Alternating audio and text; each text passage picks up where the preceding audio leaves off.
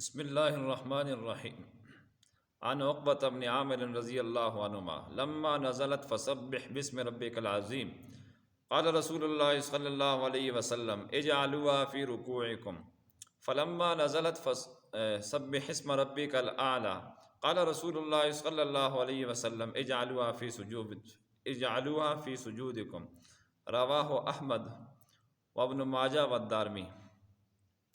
حضرت عقبہ بن عامر رضی اللہ تعالیٰ عنہ فرماتے ہیں کہ جب یہ قرآن مجید کی آیت مبارکہ نازل ہوئی فسبح بسم ربک العظیم، تو رسول اللہ صلی اللہ علیہ وسلم نے ارشاد فرمایا کہ اس کو تم اپنے رکوع میں رکھو۔ مطلب یہ ہے کہ اس حکم کی تعمیل میں تم سبحان ربی العظیم رکوع میں کہا کرو۔ اور جب یہ صورت مبارکہ نازل ہوئی سبح اسم ربک الاعلی، جس کا نام سورۃ الاعلی ہے، آخری پارے کے اندر ہے، تو رسول اللہ صلی اللہ علیہ وسلم نے فرمایا کہ اس کو تم اپنے سجدے میں رکھو، یعنی اس حکم کی تعمیل میں تم سبحان ربی الاعلی سجدے میں کہا کرو۔ یہ دونوں قرآن کریم کی آیت مبارکہ ہے، ایک سورۃ الحاقہ کی آخری آیت ہے اور ایک سورۃ الاعلی کی پہلی آیت ہے۔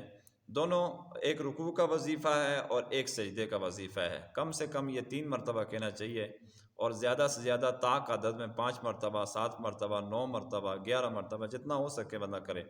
لیکن نماز کی جو لوگ جماعت سے نماز پڑھا رہے ہیں، ان کو چاہیے کہ وہ مختصر کریں۔ زیادہ دیر لوگ پیچھے جو بوڑھے ہوتے ہیں یا کمزور ہوتے ہیں وہ کھڑے نہیں ہو سکیں گے۔ لیکن جو انفرادی نماز ہے اس میں اگر یہ کلمہ زیادہ سے زیادہ کہا جائے تو بہت ہی اچھی بات ہے، بہت بہتر ہے۔ اجمالی طور پر بھی اللہ تعالیٰ کی پاکی بولنے کا جو حکم ہے وہ قرآن کریم کی آیات سے ملتا ہے۔ آپ سورۃ روم کے اندر دیکھیے، اس میں ایک آیت ہے فَسُبْحَانَ اللَّهِ حِينَ تُمْسُونَ وَحِينَ تُصْبِحُونَ، اے مسلمانوں، اے مومنوں، تم صبح و شام اللہ تعالیٰ کی پاکی بولا کرو۔